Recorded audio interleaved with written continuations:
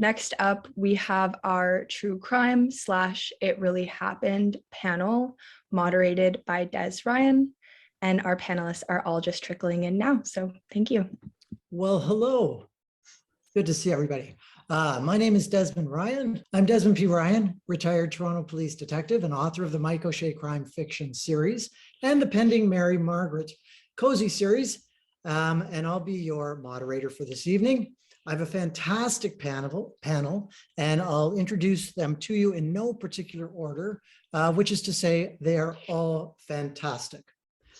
Lorna Popluck is a Toronto-based writer, editor, and researcher drawn to the dark side of Canadian history. She is a member of Crime Writers of Canada and Sisters in Crime. Her two nonfiction books, both published by Dundurn Press, are Drop Dead, A Horrible History of Hanging in Canada, that came out in 2017, and The Dawn, the story of Toronto's infamous jail from 2021. The Dawn has been shortlisted for a Crime Writers of Canada 2022 Award of Excellence. Fingers crossed on that. And for more information, please visit www.lornapopluck.com. Nate Hendley is a Toronto-based freelance journalist and true crime author. His books include The Boy on the Bicycle, A Forgotten Case of Wrongful Conviction in Toronto, The Big Con, and The Beetle Bandit. The Beetle Bandit is about a murderous 1964 bank robbery near Toronto that fueled a nationwide debate about guns, insanity pleas, and the death penalty. That's insanity pleas as opposed to insanity please. Nate's website, www.natehendley.com, contains more information about his books and background. And we have Susan Goldenberg. She has her true crime book, Deadly Triangle, The Famous Architect, His Wife, Their Chauffeur, and Murder Most Foul, which will be published this October by Dundurn Press. It's Susan's 10th book, and second crime, Snatched, The Peculiar Kidnapping of Beer Tycoon John Labatt is the other one. She has also written nonfiction business saga books and has won a Canadian Authors Award. So I was not kidding when I said we have fabulous, fabulous people here on the panel. So what we're going to do is I have some questions here that I'm going to ask our panelists. And if you have any questions or comments, please put them in the chat and we will try to get to them at the end. But our time is limited and our questions are fabulous. I'm sure they'll all have things to say. So I write crime fiction and my panelists write true crime. I'm wondering, Susan, I'm going to start with you. Why did you choose to write about true crime? Well, it's always a popular genre with readers, and I read them myself. And there's lots to delve into their personalities, motives, context of the era. Was justice done? And there's a vast range of true crimes: murder, fraud, extortion, embezzlement, theft, robbery, burglary, gangs, drug and sex trafficking, organized crime, impersonation, forgery, espionage, bigamy, unsolved serial, possible wrongful convictions. And just going back to the fact that I also write nonfiction business sagas, it shows that a writer can go from one genre to another. Mm-hmm. Lorna, what about you? Why did I choose to write true crime? I think sometimes that true crime actually chose me rather than me choosing true crime. I started totally differently. I mean, my background was in nonfiction, I suppose. My academic background was in law and literature, and then I worked in information technology and technical communications. And I'd had some nonfiction works published, short things, by the early 2000s. But my passion at that time lay in writing children's literature, specifically fiction, for kids aged 8 to 12 years old. So that was where I saw myself. But I became painfully aware about 7 or 8 years ago that if I wanted to become a published writer, I had to find a different path. And little did I know it, but my journey to true crime had already begun. And this was because I came across a story in 2008. It was the resurgence of interest in a particularly Horrific Crime and Criminal, which have been the focus of multiple true crime works, and that was Paul Bernardo. So in 2008, reports surfaced about the fact that once he'd served 15 years in prison, he might be eligible to petition to be allowed to apply for early parole under what was then called the Faint Hope Clause. So this led to demands from the public to bring back the death penalty. And that set me thinking, what was the death penalty like in Canada? And I'm originally from South Africa, and in South Africa, the death penalty was hanging. That was courtesy of Britain, who exported that form of punishment to all its colonial possessions. And it was the same in Canada. So I started doing research, and at that point I met, in a manner of speaking, Alexander Armstrong English, who's better known as Arthur Ellis. And we all know him as the name of the former Crime Writers Canada's annual award. So Arthur Ellis was without doubt the most famous and prolific hangman in Canada. And this sparked my interest really in getting into true crime. And the end result was my first book, which is called Drop Dead, A Horrible History of Hanging in Canada, which has a focus on the 100+ years between the Confederation in 1867 and the abolition of capital punishment in 1976. And this book came out in 2017, and it was published by Dundurn Press. And that's how I got into true crime. Wow, fascinating to go from children's stories to hanging. Fantastic. How about you, Nate? Similar to Lorna, I sort of fell into true crime. I never actually read a huge amount of true crime when I was younger. I was a journalist, however, and I'd always hungered to write a book. When I was younger, I thought it would be a fiction, like a novel. I wrote a few novels at university that were awful and remain unpublished for good reason. I was a member of the Professional Writers Association of Canada, and on their listserv many years ago, they announced that a publisher from out west, called Altitude Publishing, which sadly no longer exists, was expanding eastward, somewhat opposite of the way business usually runs in Canada. They were looking for Toronto/Ontario stories. Altitude specialized in sort of short, punchy history. And they wanted, some nonfiction from Toronto, Ontario. At the time, a Toronto bank robber named Edwin Alonzo Boyd had just died. Boyd headed up the Boyd Gang, which made massive headlines in the 1950s. He was, handsome guy, very flamboyant, would jump on bank counters with a gun in each hand. I sent a pitch off to Altitude. They liked it. They asked for a chapter outline. Chapter outline is provided. Contract came next. And the book was a success. And after that, Altitude just kept sending me more topics and saying, look, we really like Edwin Boyd. Would you like to write about X, Y, Z?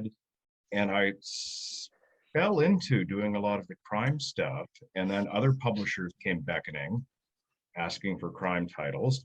And along the way, I discovered I really enjoyed true crime because it's a very wide genre.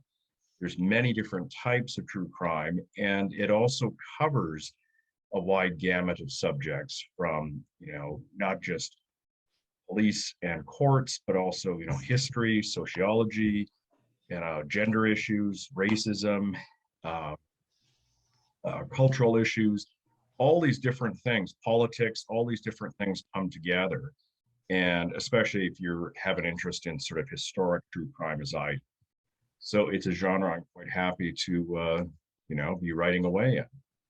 Right. Yeah, it's interesting. It's like what Susan started out saying, the amount of material available for true crime is almost limitless, really.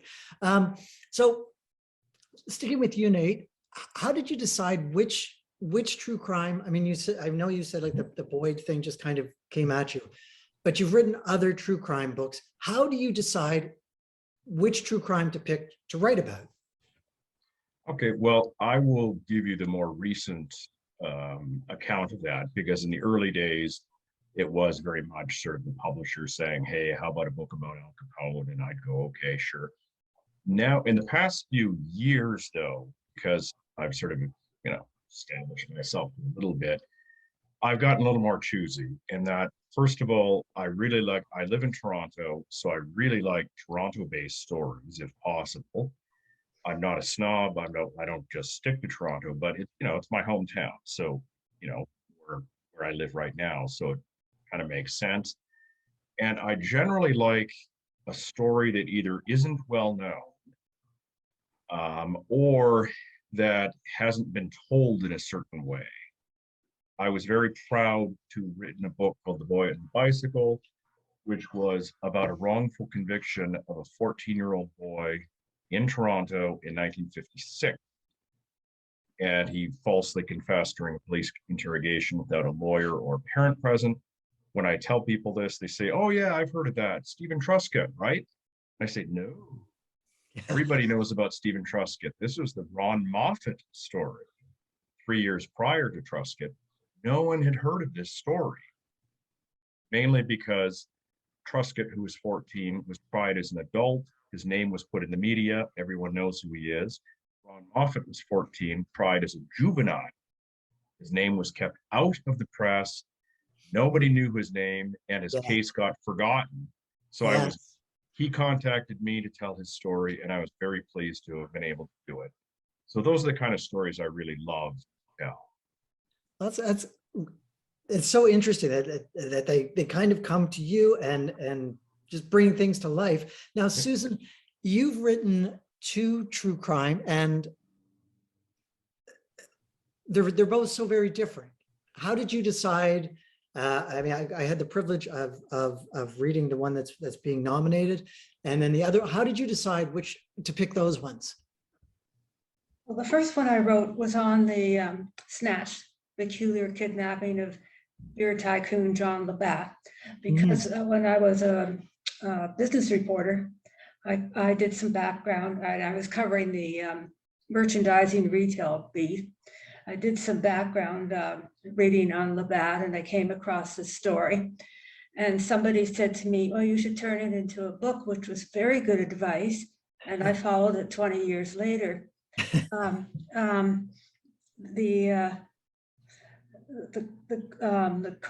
book that's coming out in October, Deadly Triangle, the famous architect, his wife, their chauffeur, and murder most foul, which Dundon says I should say that it's available for pre-order now. I came across by serendipity, which is often how I come across ideas. I do a lot of reading, not necessarily on true crime, but on nonfiction. And there may be just a glancing, passing remark that I follow up on. And in this instance, I was sort of looking through leading Canadian architects, and I wondered why the architect in question, Francis Rattenbury, was listed at the top when his surname would normally have him at the bottom. So that led to that. And I like to do things that have legal and social issues that relate to today. Right. And yeah, I have so many questions. I'm also mindful of our time and things. Lorna, you went from hanging to the Don jail. How did that happen? Well, I find that what I write about often evolves from something that I'm busy working on at the moment. And that is, in fact, what happened with the Don. That was my second nonfiction book. Let's see if I can show you the cover here. I know when you've got a background, oh, you can see the background behind me, that's the Don jail. So it's not my own particular mansion that I live in, but that's the Don jail behind me. So the Don, which is my second book, is The Don, the story of Toronto's infamous jail. And that sort of evolved in a sense from the book that I was writing on, my first nonfiction book, which was Drop Dead. So in Drop Dead, I included a chapter on 3 bricks and mortar characters rather than living, breathing characters on buildings, or rather prisons and jails, which have played a part in the history of executions in our country. And of the 3, Toronto's Don Jail was arguably the worst. 34 executions took place there over a period of 90 years. And that was the site of the last double hanging in Canada in 1962. That was when Ronald Turpin and Arthur Lucas were hanged back to back in the jail. So what I discovered in my research at the time was that by the 1860s, when the Don Jail was built, that new correctional ideas and philosophies were sweeping the globe. And a lot of these had emanated from prison reformers, such as the Englishman John Howard, who wrote a book in 1777 about the state of prisons in England and Wales. I found fascinating facts about the choice of the Don Jail's location on the east side of the Don River. That you would call the wrong side, because the city was actually on the west side. So the prison was built, or the jail rather, was built on the east side. And the architect was a prominent architect of the day. His name was William Thomas, and he died before the building was completed. The building took 6 years to complete, and about 4 years in, a devastating fire gutted the central section. Now that's a section that you can see behind my head. That was the main administrative building.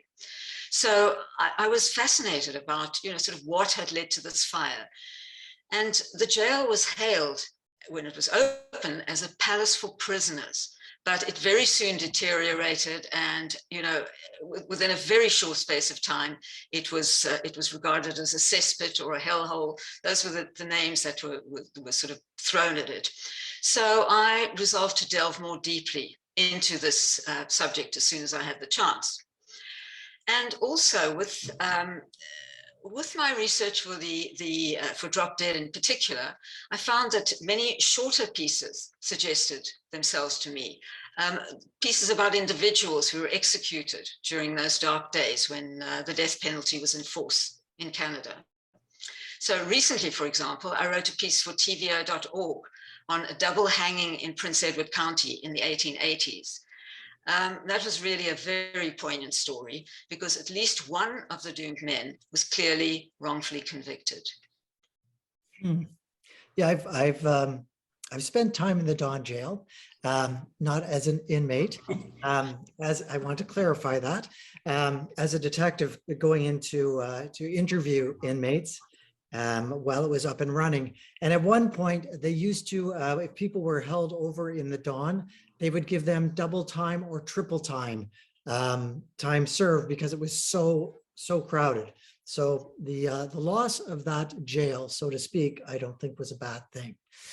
Now, I'm going to just kind of, I know I've just a little bit of a background story here. People, I gave our authors a little bit of a heads up of things I'd be discussing with them. But I'm going to go out of order a little bit because I'm mindful of our time.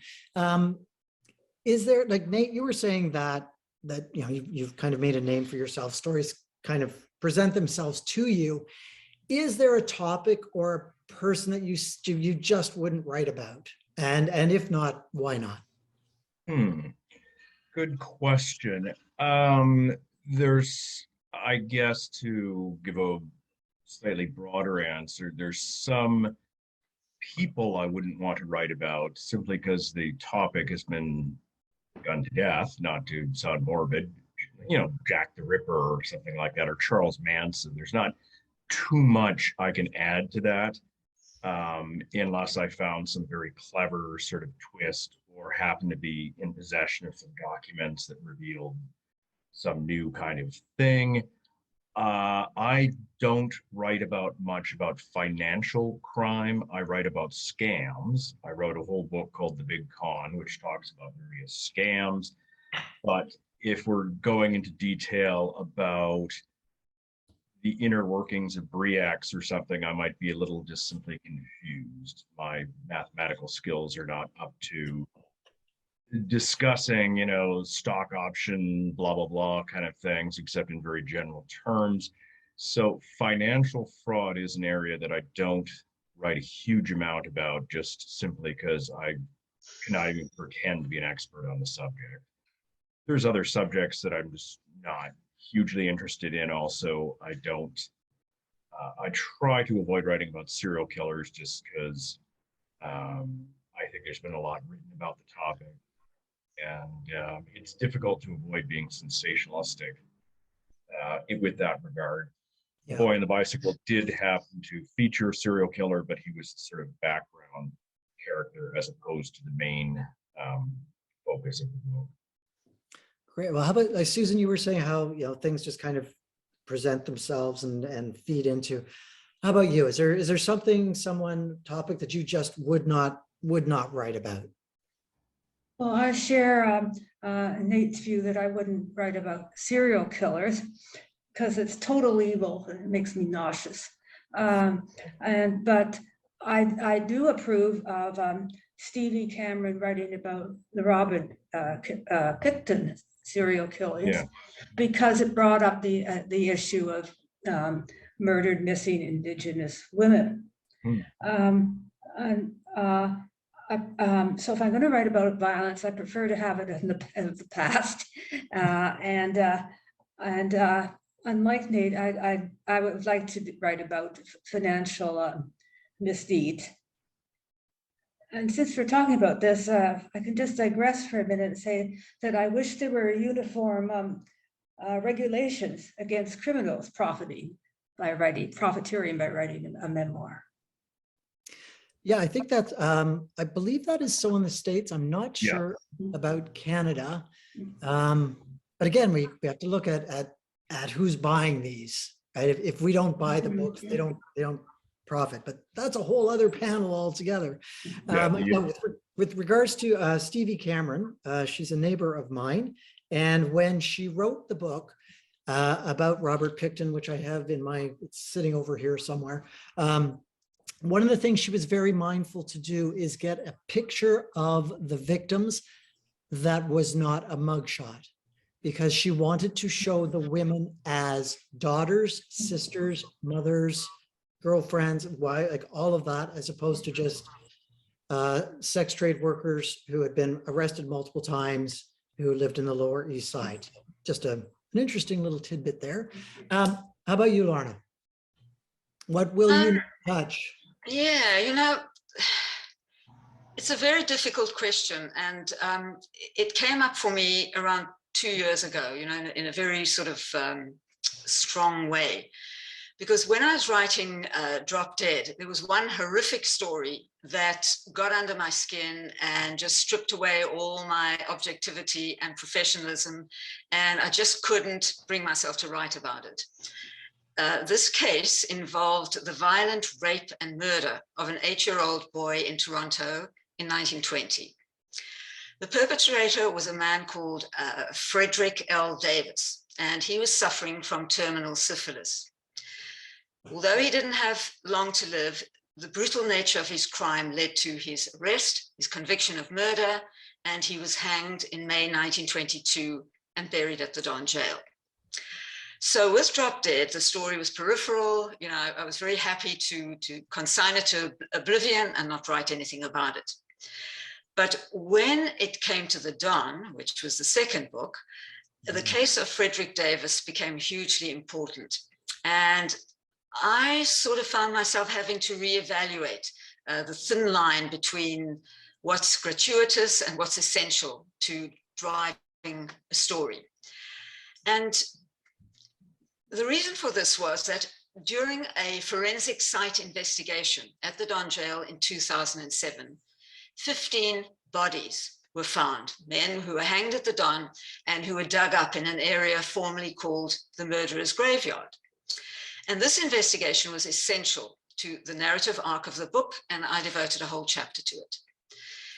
And the dig revealed that the only body that could be identified without the slightest shadow of a doubt was that of Frederick Davis. So I realized that the case was so important to the unfolding story that I was writing that I had to include it. And it turned out to be a very sad and a quite complex story.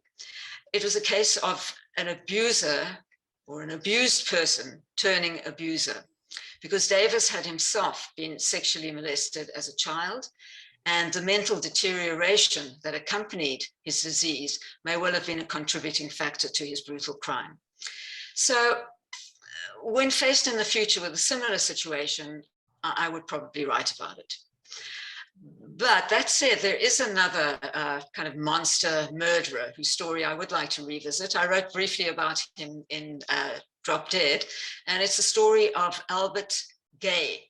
He was a Quebec City jeweler who had a time bomb planted in an airliner in 1949. Now, I'm sure that I can see Susan nodding, so it's not an unfamiliar story, I think, to people, Nate also. Gay's wife was a passenger on the plane. This was an airliner that was sort of flying over Quebec in 1949.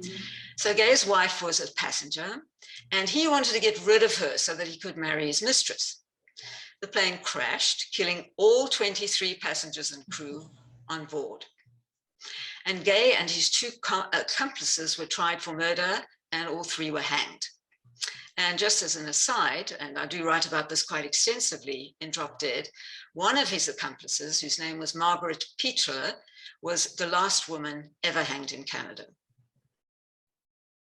Wow. As I'm listening to this, I'm just, and I'm sure all of our viewers as well, things are just sparking in my head. I'm thinking of all of the novels you have based on the research that you've already done, Lorna. And I was struck by your comment that the difference between gratuitous and moving the story along. And I think for any of us, whether we're writing crime fiction or true crime, there's always that balance of where is that. And I'm just going to stray a bit to ask. I know, Susan, in your last book, how did you strike that balance between sort of enough information without making it sensational? Which everybody, of course, is pre-ordering as we speak. Well, one of the challenges in writing that book was, how should I start it? Should I start it with a detailed description of the murder, or leave that, go chronologically and do it later? And I did it later. I try to do everyone's point of view. I don't sympathize with anybody, or condemn for that matter. And so I look at documents and transcripts and newspaper stories and Freedom of Information Act if I need it for government records, and I do interviews, and I fact check, because with nonfiction, there's always a possibility of a libel suit if you're not careful. Mm-hmm. And the author is responsible, not the publisher. And then it helps too when I do it, because I know I have to do endnotes and bibliography and an index and obtain images. In fiction, let's say you wanted to shift things around somewhat to make it a little more dramatic. Can't do it in nonfiction. No. Sorry. So the cover of the book, which I will try and show again, will show when they asked me what do you want on your cover, and I said blood, lots of blood, but to try and get readers' interest. But it's not the whole story. The whole story is really a study of personalities and the attitudes of the era. Yeah, and I'm just going to jump, Nate, to The Beetle Bandit. It's a sensation. It's a great story. It would make a great fiction story.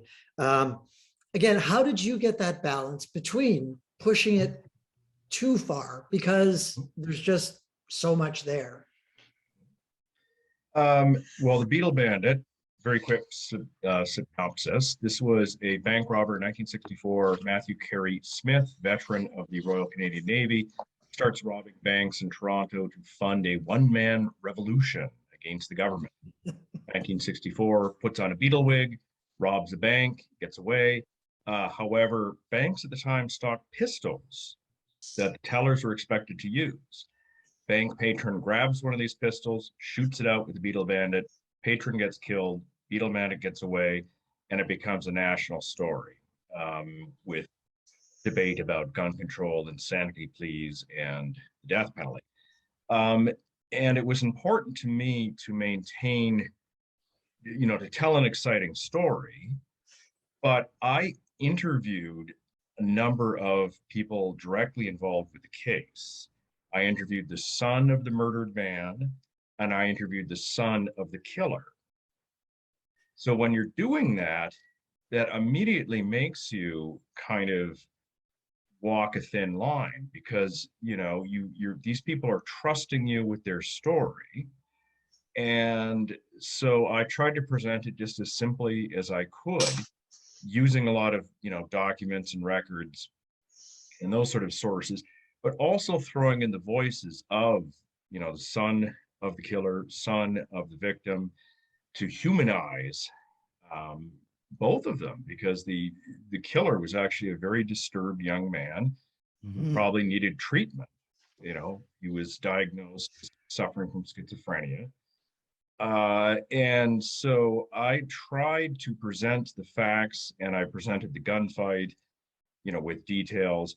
And I described, the weapons used, and Jack Blank, the victim, got shot twice, once in the heart, once in the head. And I described one of the people I interviewed said, "Oh, I saw the body lying there and the top of the head was missing." So I will put that in, but I don't dwell on those kind of details and go off on 2 pages about, and then the guts were ripping out and, this sort of thing. Because I think that's gratuitous, because I think you need to tell enough to give readers an understanding of what's happening, because I don't believe in the sort of Victorian prudery where you just say, well, there was a shootout and bad things happened. Like, to me, that's that would be a dishonest. cozy, I think. Pardon me? Yeah, That would be a well, cozy. I'm not going to knock any other fellow writers, but with true crime, there is a certain level of grittiness that I think readers do expect. And so I present that, but I try not to dwell on it. And certainly I try to add as many human aspects to the story as possible. And generally, most feedback I've gotten, people indicate that they felt it was well handled, that I have not really received any complaints of people who said this was too gory, or, you're just a bloodhound and I don't like this, because it's in my face. Right. I haven't received that, and to me that was a big compliment. Yeah. No, that's, yeah. I've read the books, and I agree. Obviously, a tremendous amount of research goes into true crime, because as you've all said, you can't just kind of make stuff up as you go, or just dream things to get from here to there. Feeding into Maureen Jennings' comment about the actor who just had to go. Where does he go? In true crime, where he went. So you must find it exciting or interesting or something to compel you to stick with true crime. Lorna, what's the most interesting part about doing this whole investigative work into your novels? Well, there are 2 things that I enjoy about writing true crime. The one is writing. So I enjoy writing. I enjoy putting words after. I enjoy sort of finding the perfect way to express something. So I enjoy the writing process, but I also enjoy very much the research process. And to my mind, research is the kind of lifeblood of a nonfiction writer. So with both my books, and in fact, with everything that I write, research is so intrinsic to what I do. And it's actually how the whole process begins for me. Because before I sort of write a word, I do a lot of research. I consult multiple sources. I rely on traditional sources, for example, government documents, statutes. This is what I was using for the two books that I've written: government documents, statutes, orders in council, reports. Unlike Maureen Jennings, I do consult secondary sources. I like to read books because I find that, what I'm doing is for example, in the Don, I write about the Boyd Gang, for example. There were 3 chapters in the Don about the Boyd Gang, and one of the books that I read for this way back was Nate's book on the Boyd Gang, and others as well. So, I feel that people have gone into this, but in addition, I went back to the Toronto archives. I read the original documents, the letters, and I came across such a fascinating letter that, I've included in the book. And, the research is just fantastic to me. It's something that I really love. And also, as Maureen said, one of the things that I enjoy is walking around. And that's why the Don was such a pleasure to me, writing about my own city, being able to walk to a place that's 45 minutes from where I live, going down to St. James Cemetery, for example, and finding the gravestone of William Thomas, who was the architect of the jail. These are things which are fascinating. And interviews. Not so much for first book, because most of the protagonists in that book were dead by the time I got around to writing it. That was an historical book. But with the Don, I did a lot of interviewing. In fact, I remember contacting you at one stage, Des, because I was trying to get hold of some inmates in the jail, because I felt that my research would be incomplete if I didn't speak to inmates. And in fact, it's very difficult to sort of approach that vulnerable population. But eventually I did manage to interview 2, really fascinating individuals, one of whom had been locked up in the death cells after they had been commissioned, and they were no longer called the death cells at the Don jail. So, this is what I love: writing and research and writing. And Could I add something, if you don't I was just going mind? to say, Susan, you've written 10 books. I mean, tremendous amounts of research. Is this your I was going to jam? say that be prepared for the unexpected. And also what seems small and inconsequential may turn out to be the nugget that you need. And with interviews, people may have fuzzy memories, or they may actually lie. So you have to make sure you get everything, all sides. And I'm mindful of our time, and I think we need like another hour or more of this. But again, Nate, your process for the Beetle Bandit was a little bit different. Do you want to just share how that research? With the Beetle Bandit, that it kind of was like winning the lottery in a way, because I was approached by a gentleman at a talk I was giving for a totally different book, a guy named Paul Truster, who said he had a great story for me.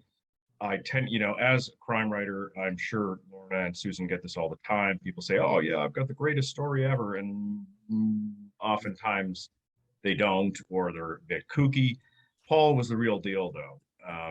Lawyer by profession. He'd grown up in this Bathurst Manor neighborhood where the Beetle Bandit robbery took place, and he'd just simply been fascinated about this case. And he had a treasure trove of documents, and that's really what won me over. He said, "Look, I've got the court transcript, 1,000 pages of court transcript." And he gave me literally a plastic tub of information, like police memos, court transcripts, the sentencing, like when he was sent, his death sentence was commuted, giving away a bit, all this incredible ballistics reports, all this incredible stuff. And you can, because court transcript is a public record, so you can use chunks of that and say, then they said this, then they said that,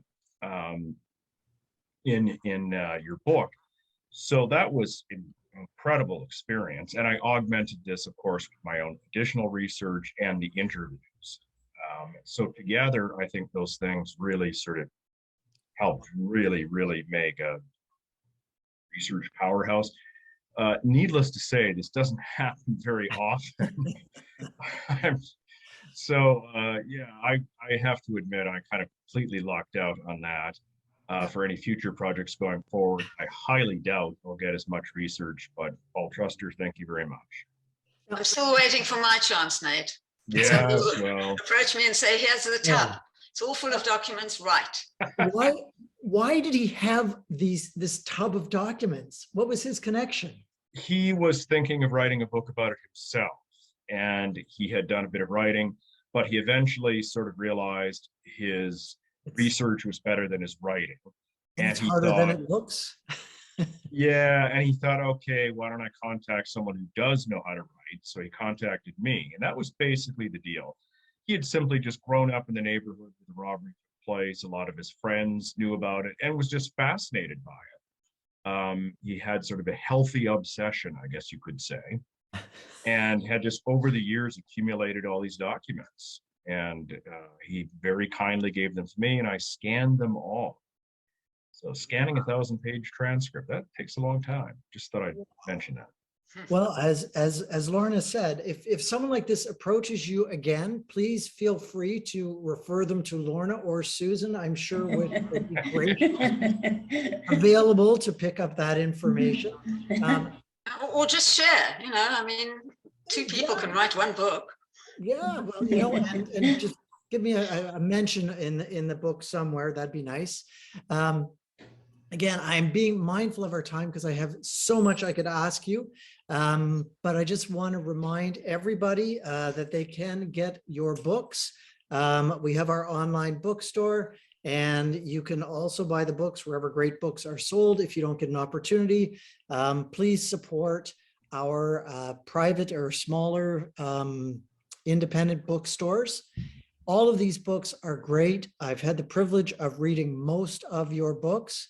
Fantastic. The amount of wealth that has been presented to you in this particular panel is amazing. And I'm sure if you have questions, comments, and you want to reach out to any of the authors, I'm sure Lorna, Susan, or Nate would be happy to discuss with you. And of course, if you have that basket of information that you just don't quite have the wherewithal to put a book into, I'm sure they'd be happy to help you with it.